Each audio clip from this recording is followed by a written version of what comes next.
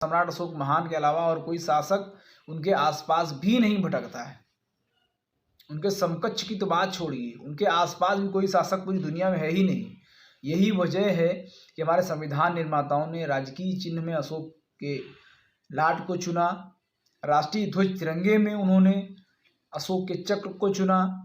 संविधान का भारत के संविधान का जो कवर पेज है, उस कवर पेज पर फ्रंट पे अशोक की लाट को चुना। यहाँ तक कि आप जो कोर्ट कचहरी जाते हैं वहाँ पर जो स्टाम्प पेपर है, स्टाम्प पेपर में भी आपको वहाँ पर अशोक की लाट ही मिलेगी। वहाँ पर आपकी जो मुद्रा है, राज मुद्रा, जो हमारी जेब में जो करेंसी है भारत की, उस करेंसी में भी अगर अशोक की लाट अगर नहीं है तो वह करेंसी, वो मुद्रा अमान्य हो जाती है। पासपोर्ट में जितने भी पेज होते हैं, हर पन्ने को जैसे ही आप पलटेंगे, हर पन्ने पर आपको अशोक की लाट ही नजर आएगी और कुछ नहीं। तो मतलब जो प्रतीक, जो चीज़ें भारत को पूरी दुनिया के सामने प्रेजेंट करना था, वहाँ पर सिर्फ और सिर्फ सम्राट अशोक महान दिखाई दिए और कोई नहीं। क्यों? क्योंकि अशोक के अलावा भारत के पास ऐसा कोई शासक है ही नहीं जिसको विश्व मंच पर प्रस्तुत किया जा सके, प्रेजेंट किया जा सके। नमस्कार, मैं वीरेंद्र मौर्य। साथियों, आज आप लोगों से मैं एक बहुत ही गंभीर विषय पर चर्चा करने के लिए उपस्थित हुआ हूँ।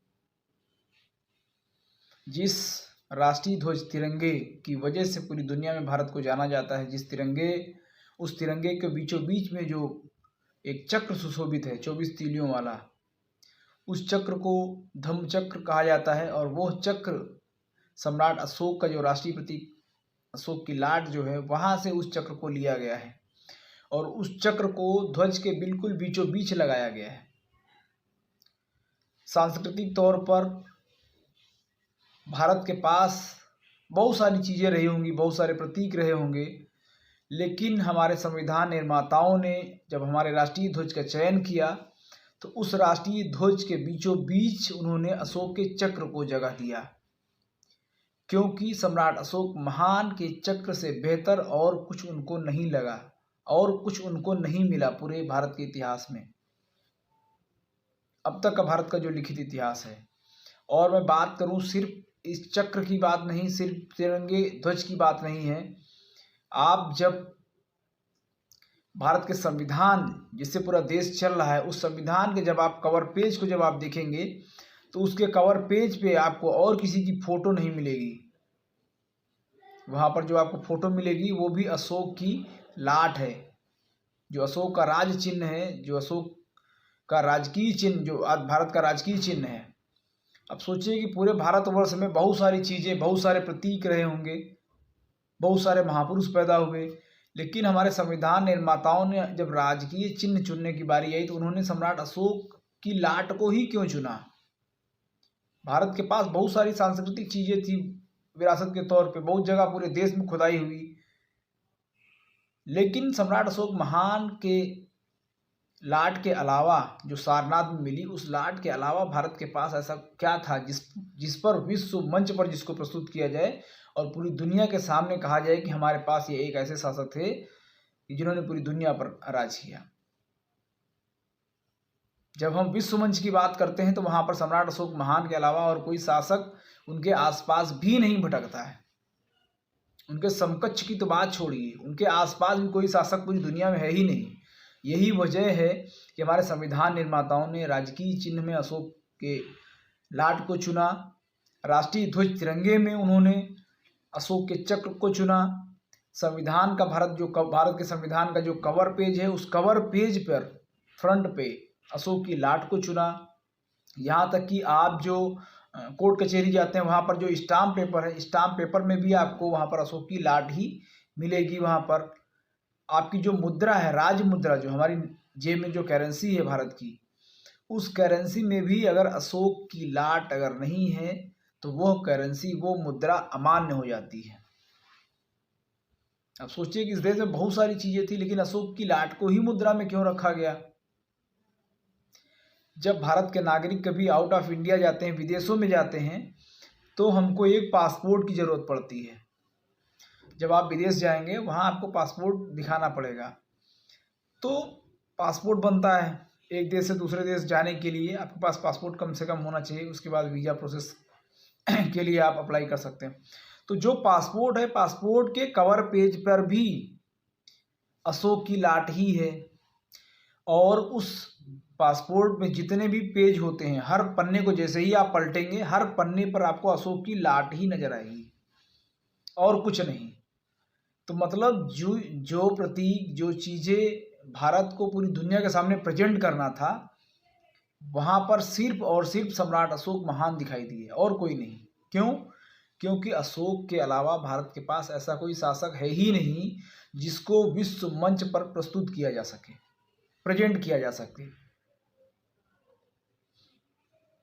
अब सोचिए कि ऐसे महान शासक जिन्होंने आज नहीं, आज तो भारत में एम्बुलेंस की वजह से कई लोगों की जान चली जाती है, और एक मामला उड़ीसा में ऐसा भी आया कि एक व्यक्ति की वाइफ की डेथ हो गई और हॉस्पिटल में उसको एम्बुलेंस नहीं मिला, तो अपनी वाइफ की डेड बॉडी को अपने कंधे पर लाद के वो और 7 किलोमीटर हॉस्पिटल से अपने घर गया वो।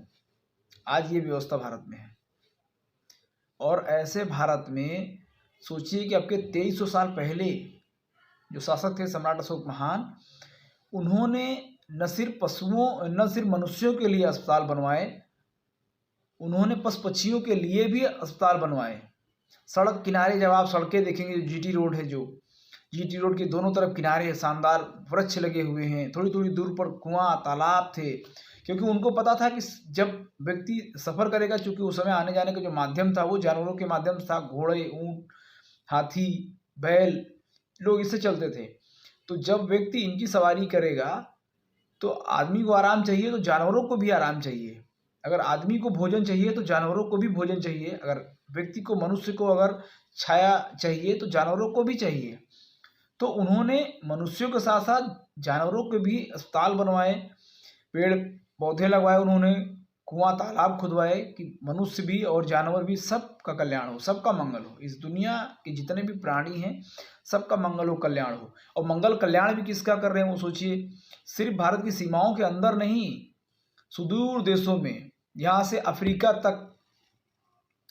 तक सोचिए कि क्या जरूरत थी उनको। आज हम अपने देश में एम्बुलेंस नहीं दे पा रहे हैं डेड बॉडियों को, और उन्होंने उस समय एम्बुलेंस दिया, उन्होंने उस समय औषधियों को रोपित करवाया।